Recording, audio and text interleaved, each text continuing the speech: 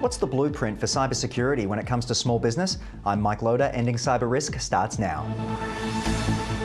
Hello and welcome back to Ending Cyber Risk, presented by the team at Arctic Wolf, where each episode we unpack the ways we can put an end to risky cyber behaviour. Now in this episode we explore how small businesses are adapting to reflect the heightened threat landscape. And joining me now is Brett Rogers, Vice President, Concierge Security at Arctic Wolf.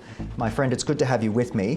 What do small to medium enterprises need to know about cyber resilience in today's ever-changing digital landscape? Sure. I think one of the biggest things, and it's somewhat counterintuitive, but cyber risk is really just an extension of business risk.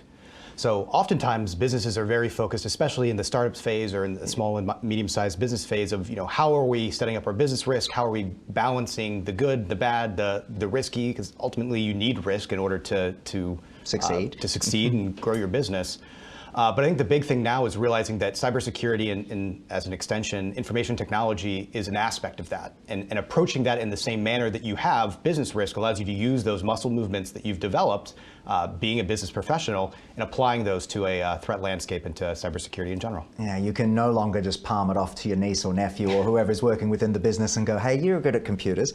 So what are the steps to managing cyber risk? Let's go run through some practical ideas that people can take. So I think the first thing to really look at it is ultimately to have a plan. So if you are trying to quantify risk and understand things, very, very similar to when you would evaluate financial risk, you need to have a language, you need to understand, you need to write these things down. And so having a plan in order to quantify what the risk is and how much risk your business is willing to take becomes very important. And there's quite a few different groups that help with this. So there's the Center for Internet Security, there is NIST, or the National Institute for Standards and Technology. They have risk frameworks. And so selecting one of those, and the important thing is to kind of pick one and work with it. That way, as you're comparing things, it's consistent. You're using the same language, you're able to translate to the business.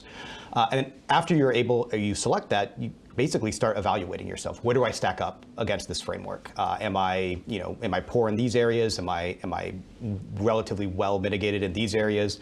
And once you kind of understand where you are, you can start understanding where you want to go. Very well said. I'm curious to know a little bit about the businesses that perhaps put it to the sidelines or perhaps say they're not big enough to be engaging with this stuff. What would you say to them when it comes to where we're at the moment? Right. I would say that the challenges that they're facing are effectively that, it used to be kind of cybersecurity, which was really an extension of information technology. It was something that businesses kind of worried about later, right? Hey, these core things that we're doing. But unfortunately, in today's day and age, we are, technology is metastasized to what a business is, without emails, without connections to other companies, even digital marketing.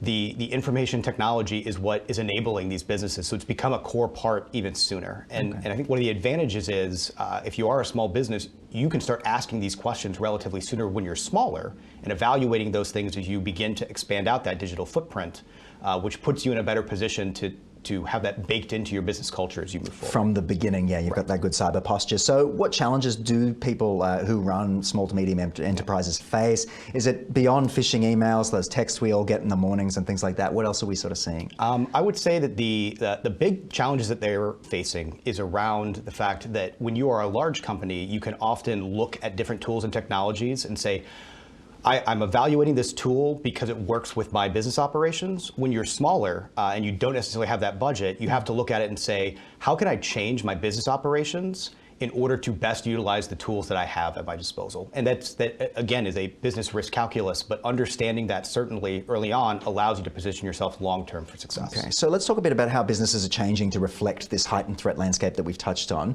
just to sort of bring our conversation together. Sure. I think one of the big ways that we have seen more recently is really extending beyond what was traditionally the IT folks. So we used to have this group of IT specialists. They stayed in kind of their room. They did their things.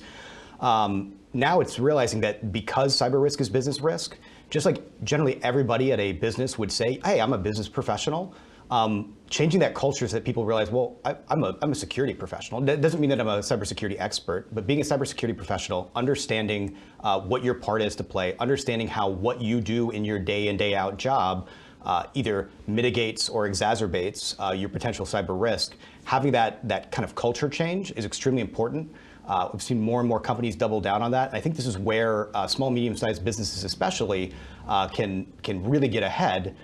because when you're starting small, it's a lot easier to create that culture change early on. Yeah, form those habits and not operate in silos. Brett, I want to thank you for joining me on the program and highlighting more about what SMEs are up to when it comes to cyber threats. Absolutely. Pleasure to be here.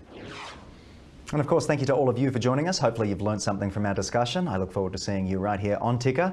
Be right back. You're watching Ticker. We'll have more in just a few minutes.